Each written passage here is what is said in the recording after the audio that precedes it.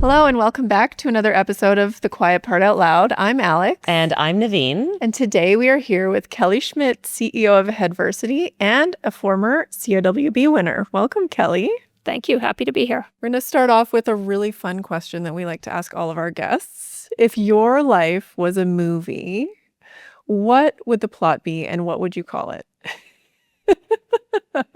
I think the most aligned movie to my career portion of my life, at least, would be The King's Speech. Oh, the movie with Colin interesting. Firth, he's trying to overcome a speech impediment. Yeah. That's probably, one thing that surprises people about me is, 5 years ago when I became a CEO, I still couldn't stand on a stage and public speak. I wasn't comfortable with it at all. I was extremely nervous. And so I had to kind of work to overcome. I still don't enjoy it, but I had to work to kind of overcome that gap. Mm-hmm. But that's when people think about a leader, right? It's very much that extroverted, I like being on stage, I can speak from a podium. Your leadership qualities that you brought to the role at Benevity were very different. Mm-hmm. Yeah, absolutely. I am an extrovert, but that doesn't necessarily equate to liking to be on a stage and be the one that's in front of people. And really, I think what I brought to the CEO role, at least initially, was I was just a really good operator, right? And you can be a good operator of a business and make sure all parts of the business are running how they should, as it turns out, without having to be the one on the stage at your annual client at a conference giving the keynote. So do you have any tips and tricks, or was it just trial by fire and practice? I mean, it is true that the more you do something, the easier it gets. There's no question. But I would say one thing that kind of changed it mentally for me, I had a meditation coach I worked with for years, and she said to me, Kelly, physiologically, what's going on in your body when you're excited is the exact same as when you're nervous. So what are you excited about? People are out there because they want to hear you. They want to hear what you have to say. Like, what are you excited about? So can you try to turn some of those nerves into excitement? And that definitely helped me. I will also say my hot tip for any listeners is I only recently, 2 months ago, was told basically that you can take a prescription beta blocker, which helps you with nerves, public speaking. And I was like, you've got to be kidding me. Really?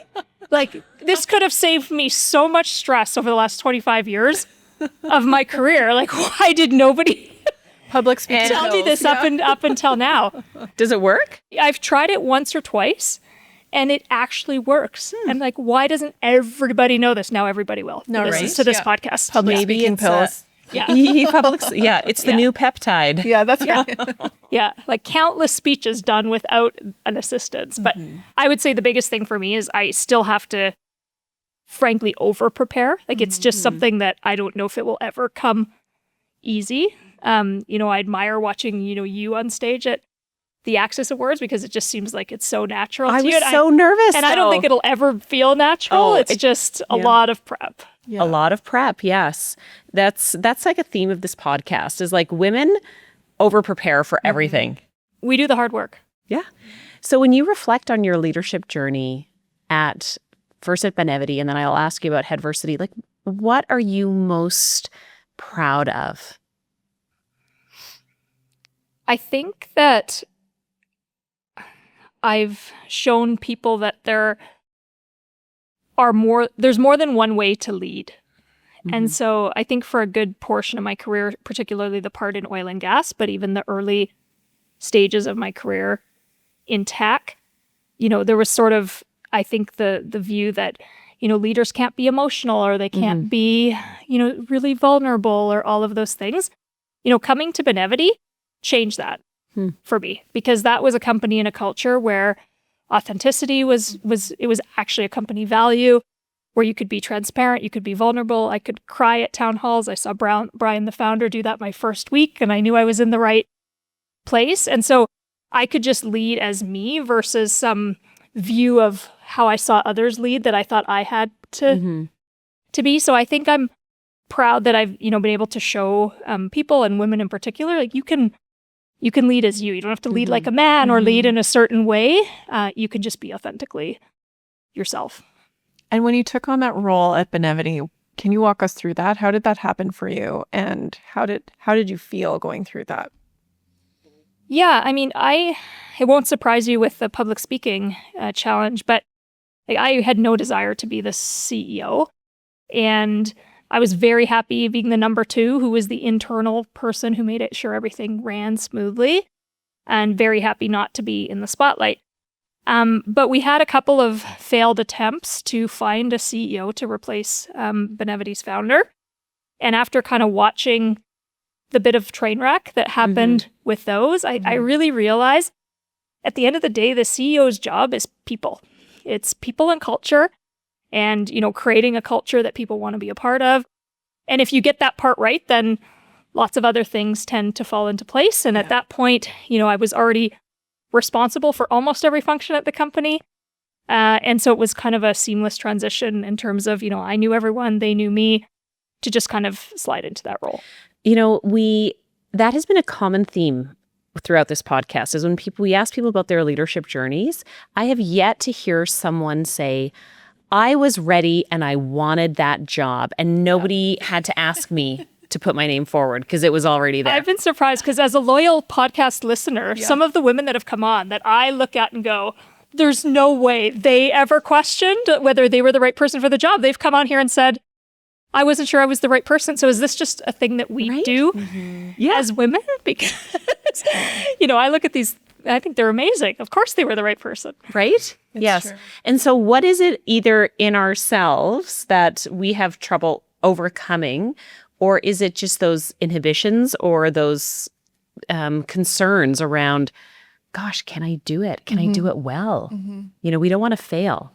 Yeah, I think that's a big thing. And maybe our bar for what we think good looks like, or feeling the need to be perfect, like our bar is so high. Yeah. I think, most women in leadership roles have had to be way better to get to those roles than the average man in the same role. And so we don't want to screw up. Like if we're going to do it, we want to do it well. Yeah. I bring a lot of that to my life just in general, right? Whether it's like that fear of failure. I'm the person that has like a to-do list, and I'll write things on it that I've already done just because it feels really good to at least cross something off the list. A sense of this accomplishment. Otherwise, you're looking at this huge daunting, these are all the things I need to do today. Oh, at least I've done those 3. I did them before I wrote them down. And so now being in this new startup, you've gone from a unicorn, and I remember that picture in the Calgary Herald of you and your colleague in like the unicorn onesies. That was awesome. It was. That was so much fun, right? But you celebrated that probably, it seems like, with the team. And now you're with Headversity and charting a new course. Tell us about that. Yeah. To be honest, this is a challenge I've never taken on before, and I'm always up for a good challenge. So I've been having a lot of fun doing it. But, historically, if you look at my career in tech, I've been part of 3 companies that have made it to unicorn status, which in Calgary, there's only maybe 6 or 7 in history. So, Right. So I've been really fortunate for that. But they all had good product market fit when I joined. Like, I came in and my role was to help scale those companies into much bigger companies. Headversity's at a much earlier state where we're actually still trying to figure out what is the thing that we can be uniquely good at that's going to solve a problem that people will pay for. Like it's almost going back to square one on what's the right product market fit, which is just something I've never had to do. So it's a muscle that I've never had to use, but we have really supportive investors, and they've let me build my own team. And so we're having fun trying to figure it out. But if we're still sitting here in 6 months and I haven't figured it out, I think I'll be having a lot less fun. Yeah. When you left Benevity and you had this moment of like, you took the kids out of school and you went to Europe. What inspired that mid-career kind of break? Yeah, great question. We didn't actually take the kids out of school. We put them into school in Spain. And we did go on a bit of a family adventure. I mean, part of it was the 6 years at Benevity was quite an intense ride, from joining as CFO and sort of taking the company to unicorn status and then taking over as CEO. And our youngest daughter was a newborn when I joined Benevity. So I felt like I had missed just a lot of their lives and wanted to just take some time to kind of reinvest in them. I would say that all sounds great on the surface, but the downside of it was about 4 months into my 12-month break, I had a real identity crisis. I didn't realize, of course I was a mother and a daughter and a sister and all these things. I didn't realize how much of my self-worth was tied to being the CEO of Benevity. And once I wasn't that anymore, I did not know what to do with myself. And so I really struggled with that. And so to a lot of my friends, the idea of taking a year off is really appealing. For me, it was actually really hard. And the only thing, I'm sad to admit this, that made me feel better, because I went through this phase of like, no company's ever going to want me. Who's going to ever hire me again? I don't know what I'm going to do next. The only thing that made me feel better was starting to pick up the phone and take the calls from recruiters, from private equity firms, and just to have people say, you're great, you're great. We still want you. They still have your number. We've got this opportunity for you. Yeah, that's the only thing that honestly helped, which was pretty scary. But so much of our identities are tied into what we do for a living. And I often think about it in this way. It is risky to tell people do what you love because I enjoy what I do. It brings me great fulfillment. It brings joy and purpose and meaning to my life. But I love the experiences that working hard provides for me and my family and my friends, because that love with a company is not reciprocal, right? And so if our identity is tied to this is who I am as a person, and then it's not anymore, you kind of find yourself lost. Yeah, absolutely. And in a way, I'm glad it happened to me in my mid to late 40s versus sort of making it all the way to retirement and then realizing I don't know what my purpose is, without working, because it was a bit of a wake-up call for me. And now I'm trying to orchestrate my life a little bit differently. Like those years at Benevity, that was really my main focus. That's all I did. Yeah. It was fully consuming, and I probably couldn't have done much else. Now, leading a smaller company, I still get the challenge of being the CEO, but I'm also, mentoring companies through the CDL scale-up program, and I'm doing more things in the tech community, and I'm much more present and involved in my kids' lives than I was previously, and just trying to kind of, balance things out a little more so that, it's scary to end up in a situation where you sort of give 150% to something, and then what happens when that 150 goes to zero? I want to make sure that in whatever my next career transition is, I don't feel like I've sort of lost everything and I'm starting back at zero. And so do you feel like you're more of yourself now? Or do you feel like you were able to kind of like find what that was? Or do you still feel like you're navigating through? Yeah, I think the big thing now is just, like I like to solve problems. I like to help people. I like to help companies. And I'm trying to just find different ways that I can add value, that I can help, that I can support, particularly the tech community and tech founders and scalers in the community versus just unilaterally doing it, for whatever company I happen to be at, right? We talk about this a lot. Like, I still don't know what I want to be when I grow up. I think a lot of that is that the world is so different. And so there's no, archetype that we're aspiring to. It's like we're grabbing little bits and pieces of what that thing might be and kind of building it as we go, right? We're building the runway as we fly. Yeah, for sure. When you think about the support that you provide new startups, as you were navigating through this transitional year between Benevity and now Headversity, how did you find the support that you needed to navigate through that? Through the transition between, I mean, it was a bit difficult mostly because we pulled ourselves out of the support network that is Calgary, right? And my network here, right? So, it was more challenging to find that being overseas a bit than I think it probably would have been had I stayed here. But also, if I hadn't left the city, I probably would have been back at work within 2 or 3 months. Right. Wouldn't have had the break with the kids, wouldn't kind of had that time and those adventures. And that was important as well. Yeah. We talk a lot about, from where do you find your like support network? Is it your friends? Is it like a group of like, women and men in a book club that you like go to? Like, where is that source of reset and perspective in your life? Is it a book? I've read lots of books on leadership and stuff, but I sometimes feel like I get more out of the people in my life whose perspective and insight and honesty you can really count on. Yeah, I think that's a big thing. A lot of my closest friends are people that I've worked with historically, right? And I find that group, in sort of navigating some of these things brings really good perspective.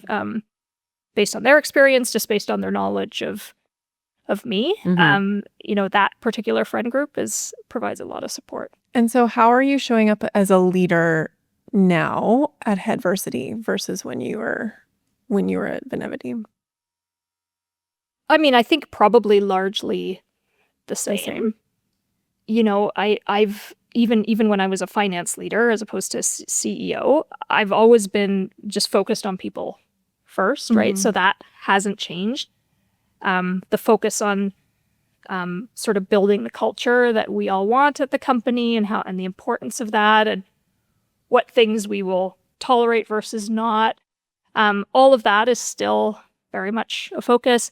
Making sure that we develop great leaders, because I think everyone deserves to have a great people leader. And even if they don't stay within your company and they go somewhere and they're a great leader there, that's a win too. And so I think all of those things are the same. I think, probably working for a mental health company, though, specifically, what's more at the forefront is just, ensuring that not just for myself, but everyone, takes the downtime that they need, right? I think being in high growth tech, it's easy to just work, and you have to be super resilient, you have to be super adaptable, and that will never go away. But in the last few years of my career, I would say I've been better at, role modeling, turning my own Slack and email off on vacation, because if the CEO can do it, anyone can do it. And I found that particularly as a CEO, if I don't plan some kind of recharge time once a quarter, I start to fall apart a bit, like both, in terms of just stress level at work, but also patience as a parent, like all of those things. And it's becoming more and more important that, just to schedule in those breaks, whether that's hiking for a few days or a yoga retreat or whatever, a vacation, whatever it is, and making sure that others do the same, right? Yeah, that balance is so important. And you recognize it often too late. Like when it's at that moment of either crisis or you're like, I think I'm going to fall apart, right? As opposed to like those check-ins along the way. Yep. Yeah, I find, so my husband and I are going through a divorce, so we've been separated for about 6 months, and I find but what you just said, it's a fine line between feeling like you're crushing it on all fronts and like entirely falling apart. And right? That can be different day to day and week to week. Yeah. And we don't share that enough. Yeah. Right? Yeah. And how do you kind of manage your personal life? Because it sounds like you're going through a lot. So how do you manage personal life versus work, personal Kelly versus work Kelly, and how you show up and how much you share? And, like, how do you manage your emotions day to day? Not very well. Yeah, with great difficulty. I have my kids half the time now, although I regularly see them when it's not my half as well. And so, I wasn't the full-time parent before this. And so, now when I have them, I'm doing all the things. I'm dropping off, picking up at school. I'm taking them to the soccer games and practices, making the dinner, cooking the lunches, booking the play dates, all of the things, while being in a relatively new CEO role, trying to run a new company and figure out what's going to make it grow and be successful. And to be honest, it's extremely tiring, right? Because when I'm doing that, I'm getting up at 5 to be at the 5:30 gym class, and then I'm working at night because I was only at the office for 6 hours that day. And so you can do all these things, but you can't like have everything at a 10 out of 10 at all points, I find, or it's just a recipe for Yeah. for a burnout, right? Yeah. You know, but I think like as women, we work hard and we're super capable and we believe and we can do everything. But should you? I mean, I think that's the question, right? It's a really fine line. Yeah. And sometimes just getting through the day is like the barometer bar. Yeah. of success, right?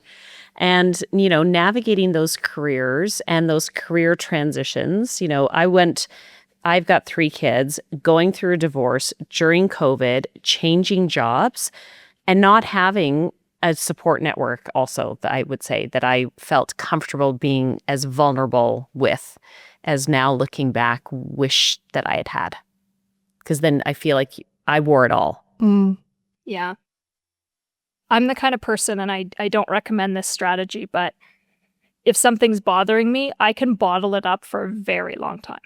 And I won't even, you know, when I was unhappy in my marriage, I didn't tell my family, I didn't tell my friends, because once I say it out loud, then it's real and I have to do something about it. And so it took me a lot of years of just wrestling with that and then sort of pretending everything is fine on the surface and realizing I was part of the problem of the people on, you know, social media and on Instagram who just post these like picture perfect photos of their family. And I watch this all the time and I'm like, statistically speaking, and just looking at my own friend group, like the amount that are actually happy is much smaller than the amount that aren't. And I just realized like, I'm also like a fake, right? Because I'm doing this and these, you know, our kids are super fortunate. They've already been to 11 countries outside of Canada and they're 10 and 7. And all of those vacations and those memories were great. But like underneath all of that, I was miserable. You know, I was unhappy in my marriage and we hide all those things. We can kind of do anything to hold it together, to pretend everything's fine. But I think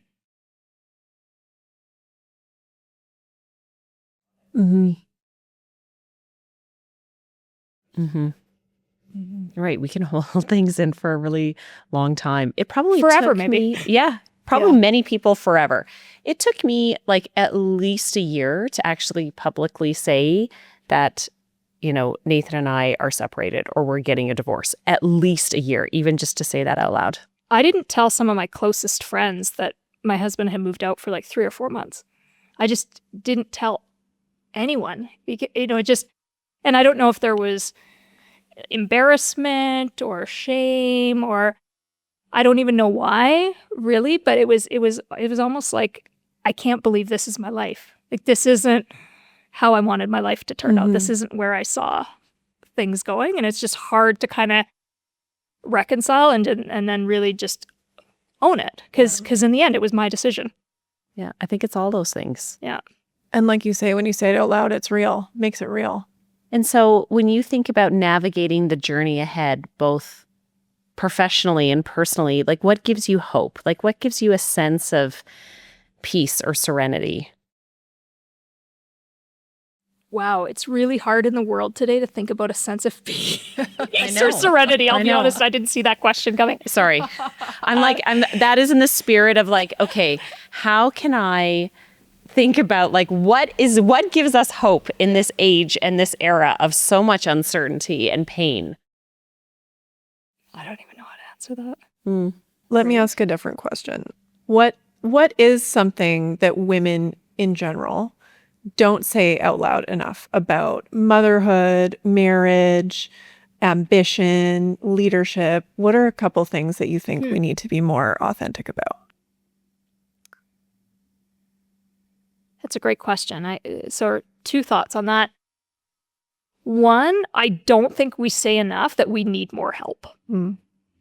I think there's a tendency to just dig in and just do it because we can. And just because we can doesn't mean we should. And even now, you know, I don't ask. My sister lives with me and my mom lives 5 minutes away. And I don't ask for help nearly as much as I should. I'm trying to balance, you know, everything I'm balancing. I think the other thing is, you know, that women don't say is, I think it's a little bit of a fallacy, the saying like you can have it all. Mm-hmm. And so can you have a successful career and be a great mother and all of these things? You can, but maybe not all in unison at the same time. Yeah.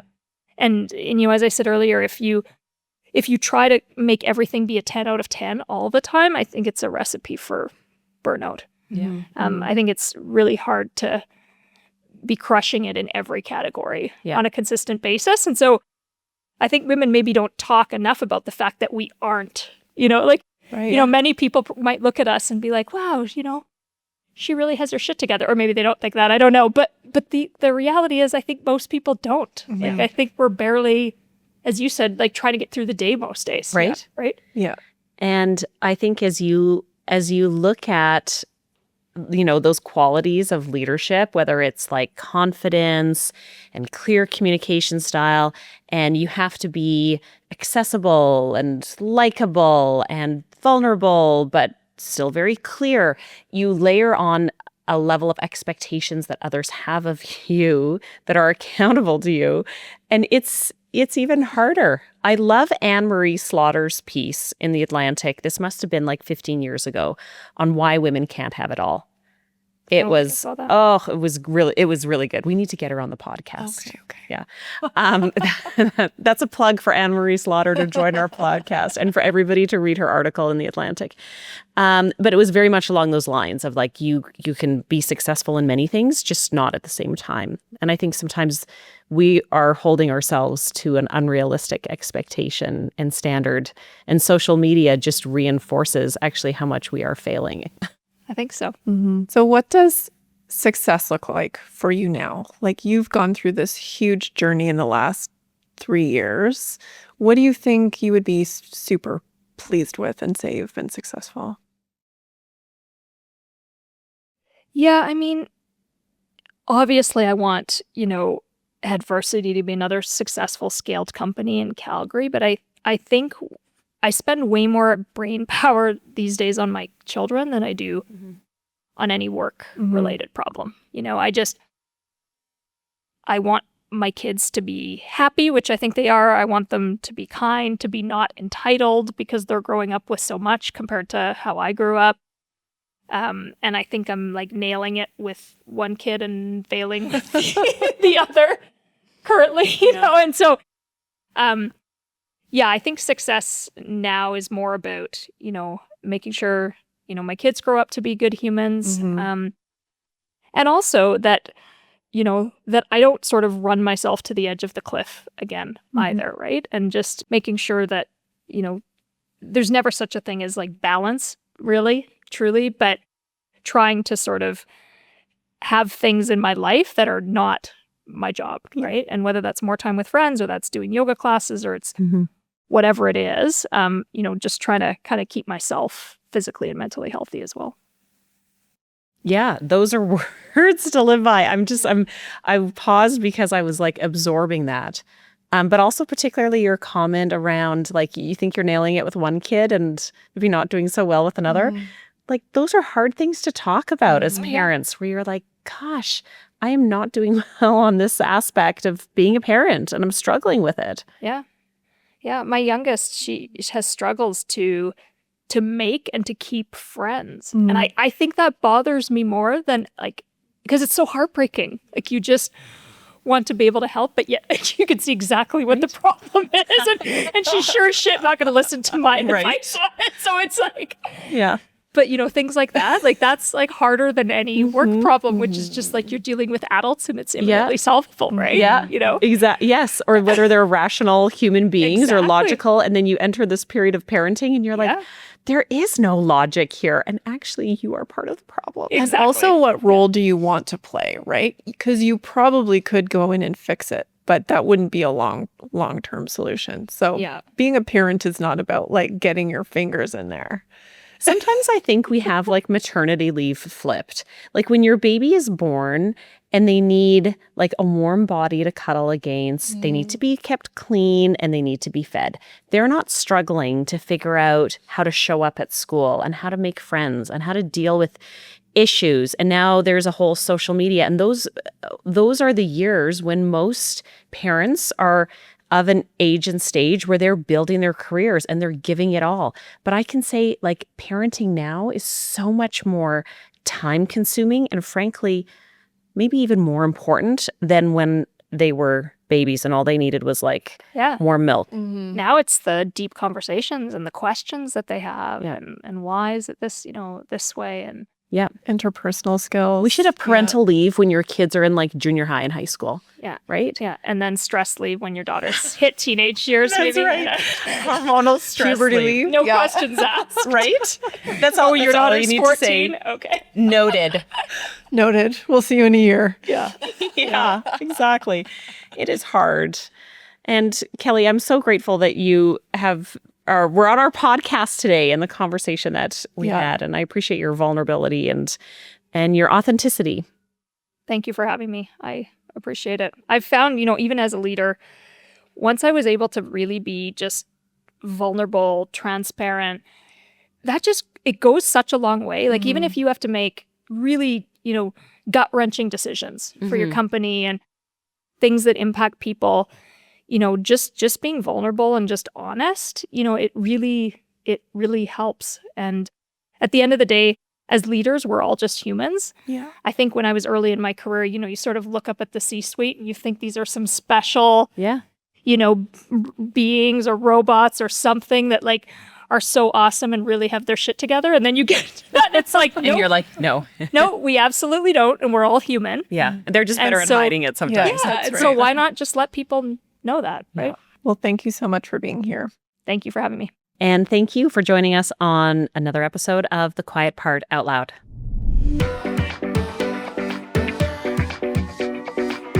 The Quiet Part Out Loud is produced by Access Connects and brought to you by Oh wait, is there a sponsorship opportunity there? Learn more at accessconnects.com.